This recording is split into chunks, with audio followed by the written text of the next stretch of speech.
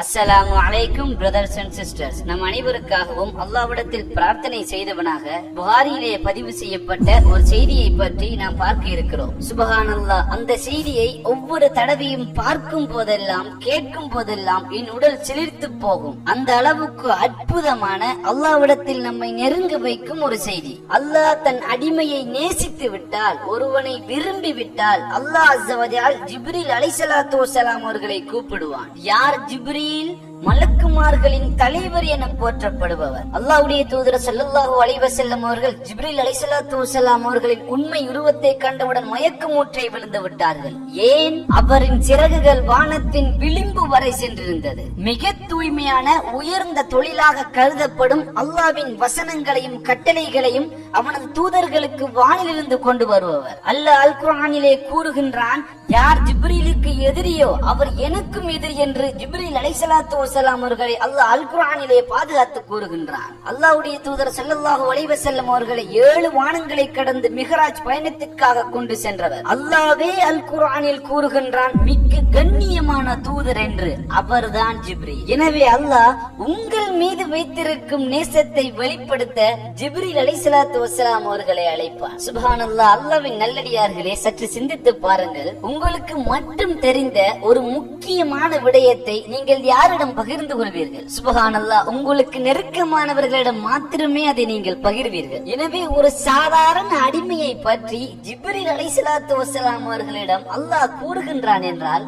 அந்த அடிமை எவ்வளவு பாக்கியம் பெற்றவராக இருப்பார். அல்லாஹ்வுக்கு இப்படி செய்ய வேண்டிய எந்த ஒரு அவசியமும் கிடையாது. ஆனால் அல்லாஹ் அதை விரும்புகிறான். எனவே அல்லாஹ் கூறுவான், இந்த பெயருடைய என்னுடைய இந்த அடிமையை நான் விரும்புகிறேன் என ஜிப்ரீல் அலைஹிஸ்ஸலாத்து வஸ்ஸலாம் அவர்களிடம் கூறுவான். அல்லாஹ்வின் நல்லடியார்களே, சற்று சிந்தியுங்கள்.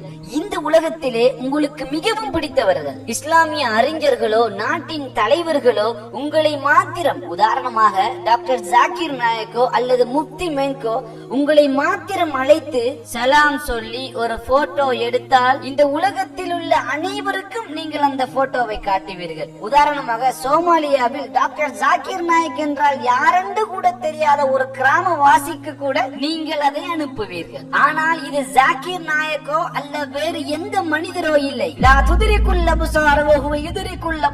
பார்வைகள் அவனை அடைய முடியாது, அவனே பார்வைகளை சூழ்ந்து அடைகிறான். 7 வானங்கள் அப்பால் அரிசின் மேலே இருக்கும் நம்மால் அவனின் சக்தி வல்லமை எப்படி இருக்கும் என்பதை கனவில் கூட நினைத்து பார்க்க முடியாத அந்த அல்லாஹ் அஸ்ஸ வ ஜல் இப்படிப்பட்ட நிலையில் இருக்கும் ஒருவன் ஜிப்ரீல் அலைஹிஸ்ஸலாத்து வஸ்ஸலாம் அவர்களை அழைத்து உங்கள் பெயரை கூறி ஜிப்ரீல் அலைஹிஸ்ஸலாத்து வஸ்ஸலாம் அவர்களிடம் உங்கள் மீது இருக்கும் இந்த நேசத்தை வெளிப்படுத்துகிறான் என்றால் இதை விட என்ன வேண்டும்? அல்லாஹ்வின் நல்லடியார்களே, எனக்கு புரியவில்லை. தன் மொத்த வாழ்நாளிலும் இதை அடைவதை விட முக்கியமான விடயம் என்னவாக இருக்கும்? அல்லாஹ்வின் நல்லடியார்களே, சற்று சிந்தித்து பாருங்கள். சுப்ஹானல்லாஹ், அத்தோடு முடிந்ததா? இல்லை.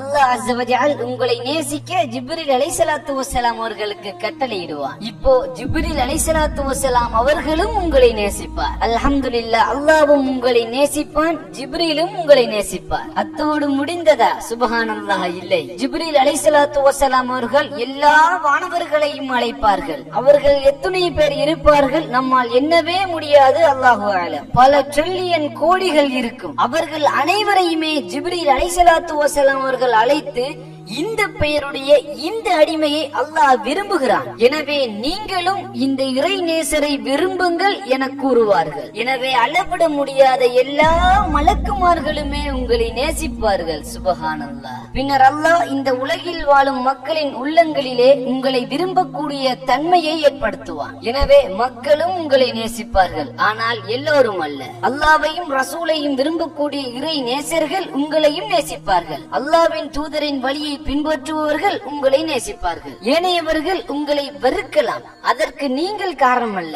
அவர்களின் உள்ளங்களில் இருக்கும் அசிங்கங்களே அதற்கான காரணம். அவர்கள் அவர்களை போன்றவர்களையே விரும்புவார்கள். நீங்கள் அவர்களை போன்றவர்கள் உங்களையும் நேசிக்க வேண்டும் என நீங்கள் எதிர்பார்க்க வேண்டாம். அல்லாவே போதுமானவர். யார் உங்களை நேசிப்பார்கள்? நேர்மையானவர்கள், அல்லாவின் அடிமைகளை உங்களை நேசிப்பார்கள். எனவே அல்லாவின் நல்லடியார்களே, அல்லாஹ் உங்களை நேசித்தால் பிறகு என்ன நடக்கும் என்று உங்களுக்கு தெரியுமா? அல்லாஹ் யாரை நேசிக்கின்றானோ அவரை ஒருபோதும் நரகில் வீச மாட்டான். எனவே அல்லாஹ் உங்களை நேசித்தால் நரகத்தால் உங்களை தொடக்கூட முடியாது. சுப்ஹானல்லாஹ். இதை விட என்ன, இதை விட என்ன வேண்டும் அல்லாஹ்வின் நல்லடியார்களே? இதை விட என்ன வேண்டும் நமக்கு? எனவே அல்லாஹ் உன் அருள் பெற்ற உன் நேசத்துக்குரிய கூட்டத்தில் எங்களையும் நீ சேர்த்து விடுவாயாக. உனக்கு பிடித்த அடிமைகளாக எங்கள் அனைவரையும் நீ மாற்றி அமைப்பாயாக. உன்னை நெருங்க தேவையான வழிகளை எங்களுக்கு தெளிவுபடுத்தி நீயே அதில் எங்களை வழிநடத்துவாயாக.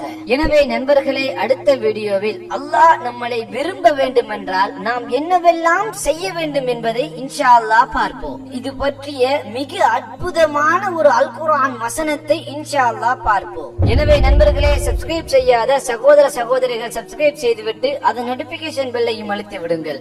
எனவே நண்பர்களே, இன்ஷா அல்லாஹ் உங்களை அடுத்த வீடியோவில் சந்திக்கும் வரை பாரக்கல்லாஹு லி வலக்கும். வஸ்ஸலாமு அலைக்கும் வரஹ்மத்துல்லாஹி வபரகாத்துஹு.